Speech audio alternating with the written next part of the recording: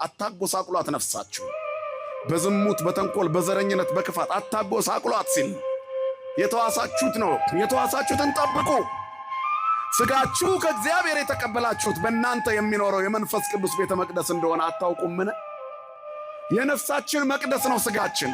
የመንፈስ ቅዱስ መቅደስ ነው ስጋችን።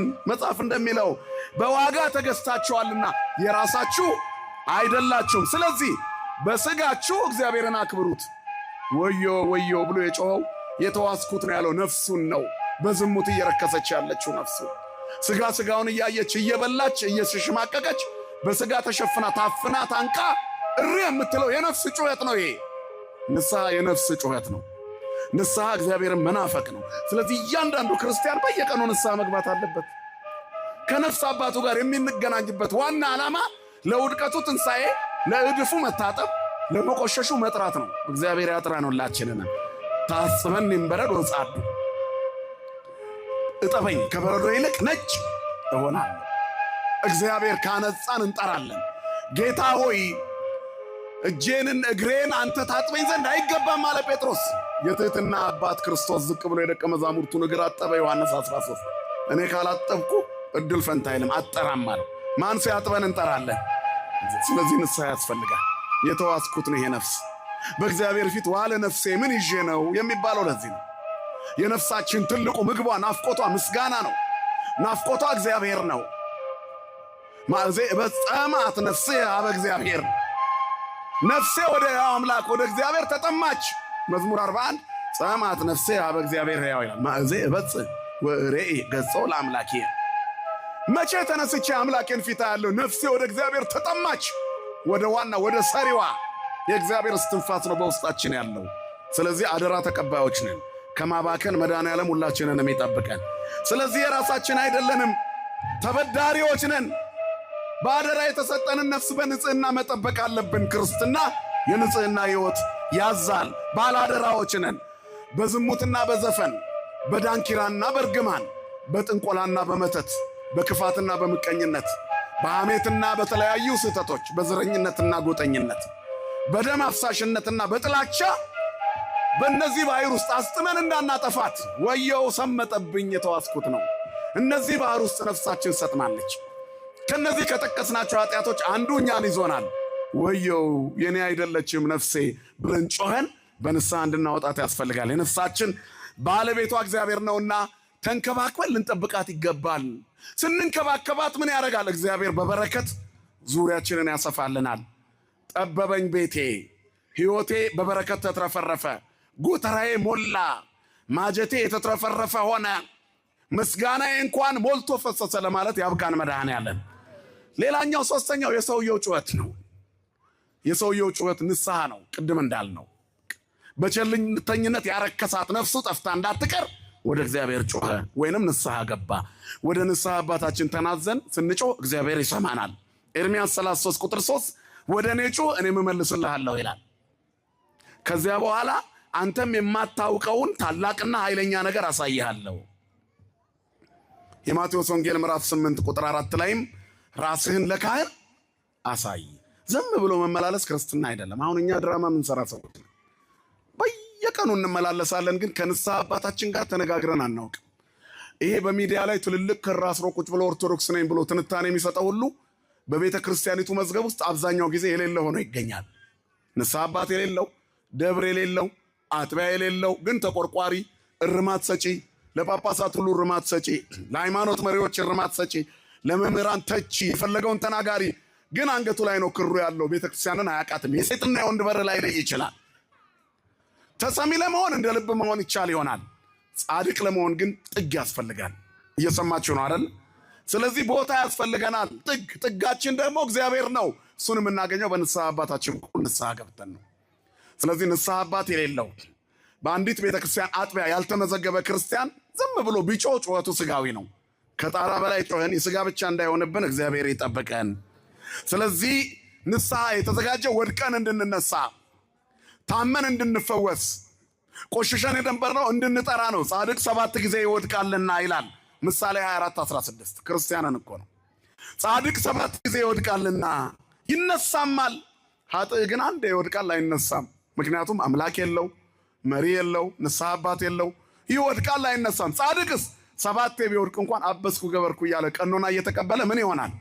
ይነሳል። እመኒ ወደቁ ትነሳ ወእመኒ ሆርኩ ውስተ ጽልመት እግዚአብሔር ያበርህ ሊተ። አባታችን አባ እንጦንስ ሰይጣንን አስሮ አንናዘዘው። እስቲ በጣም የምትጠላው ምንድን ነው ብሎ ሲጠይቀው ደጋግሞ ንስሐ የሚገባ ሰው ነው የሚያስጠላኝ አለ ሰይጣን። ለሰይጣን እንደ ማስጠላት ያለ ቅድስና የለም። እየሰማችሁ ነው አይደል?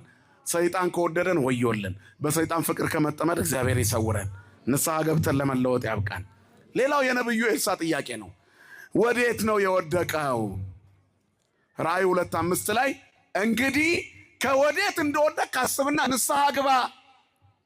አዲሱ ዓመት የንስሐ ይሁን። በቃ ዘመን ተለወጠ። አበባውን አርከፈከብን። አደይ አበባ አሁን ከ10 ቀን በኋላ ይረግፋል አይደል? ከዛ ጥቅምት ላይ ምን መሆን ይጀምራል? አንዶም ትንሽ ከፍ ይላል መሰለኝ። ከዛ ከተወሰነ ጥቅምት እየተጋመሰ ሲሄድ ምን ይሆናል? አበባው እየረገፈ የህዳር ንፋስ ጥርግ አድርጎ ይወስደዋል። የእኛስ ክርስትና ንፋስ የሚወስደው ነው። መንፈሳዊነታችን፣ ዝማሬያችን ማንም የሚወስደን። አንዳንዴ እኮ ልንሳለም መተን ቤተክርስቲያን አካባቢ ልክ ስንደርስ ቆንጆ ቄጠማ ወይንም የጥበብ ልብስ ካገኘን እሱን ገዝተን ሳንሳለም ተመልሰን ተጨናንቋል እባክሽ ማታ እንሳለማለን ብለው የሚመለሱ ሰዎች አሉ። በስጋ ሰውነታቸውን አጨናንቀው እየመጡ ቄጠማ ከገዙ በቃ የደረሱ ይመስላቸዋል። እዚህ በር ላይ ደርሰው ሳይሳለሙ የሚመለሱ አሉ። ወንጌል ሳይሰሙ፣ ሳያስቀድሱ፣ ጸበል ሳይጠጡ፣ ሳይቆርቡ። አስቀድሶ ሳይቆርቡ ከመመለስ መድኃኔዓለም ይጠብቀን። ስለዚህ ከወዴት እንደወደቅክ አስብ፣ ንስሐ ግባ። ክርስቲያን በቀን የተወሰነ ደቂቃ ሊኖረው ያስፈልጋል። ማታ ስትተኙ ቀን የሰራችሁትን በደል አስቡት እስቲ ወደኋላ። ስንቱን አስቀይመናል፣ ስንቴ ተነጫንጨናል፣ ስንቴ በስጋ ዘረፍ ብለናል። ስለዚህ ንስሐ ያስፈልጋል። ከወዴት እንደወደቅክ አስብ። የት ነው የወደቀው አለ ኤልሳዕ። ንስሐ አባቶቻችን ሲያገኙን የሚጠይቁን ይሄን ነው። በኃጢአት ወድቄአለሁ። እንዴት ነው የወደቅሽው? የት ነው? ምንድነው ያደረግሽው? ምንድነው የፈጸምሽው? ምንድነው የሰራሽው? ከዚያ ይስተካከላል። ንስሐው ይመለሳል። የሰጠመው ይወጣል። ከዛ የማያስፈልገው ይሰጥማል። መድኃኔዓለም ክርስቶስ ክብርና ምስጋና ለስሙ ይሁን የአባቶቻችን አምላክ። ስለዚህ እግዚአብሔር ያጣንበትን ቦታ መልሰን እንድናገኘው ንስሐን አዘጋጅቶልናል። ጸጋችን የተገፈፈው የቱ ጋር ነው? የት ጋር ነው የወደቅሽው እህቴ? የልጅነት ዝማሬሽ የቱ ጋር ነው ተገፎ የጠፋው? ከበሮ ይዘሽ ታቦት ስሸኝ የነበርሽው ልብስሽን አውልቀሽ ከርቀት ተመልካች ያደረገሽ የቱ ጋር ወድቀሽ ነው? የት ጋር ነው የወደቅከው? ጥሩ ሰንበት ተማሪ እንዳትሆን መቅደሱ ውስጥ ቆመ የመቅደሱን ቆሻሻ እየጠረክ ያንተንም ቆሻሻ በንስሐ እየጠረክ እንዳትኖር የት ጋር ነው የወደቅከው? የት ጋር ነው ያቋረጥነው የልጅነት ቁርባናችን? የት ጋር ነው? ሁላችንም እኮ ቆራቢዎች ነበርን።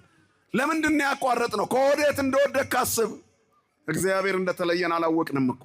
ሶምሶን እስራኤል ነፃ እንዲወጣ እግዚአብሔር ኃይል ሰጥቶት የነበረ ሰው ነው። መሳፍንት 13 እስከ 16 ያለው የሶምሶን ታሪክ ነው። መሳፍንት 16 ቁጥር 20 ያሳዝናል። ሶምሶን የደሊላ ጭን ላይ ወድቆ ፀጉሩን ተላጨ። ፍልስጤማውያን ሲመጡበት ኃይል አነሰው። ሶምሶን ይላል ወድቆ ነበር።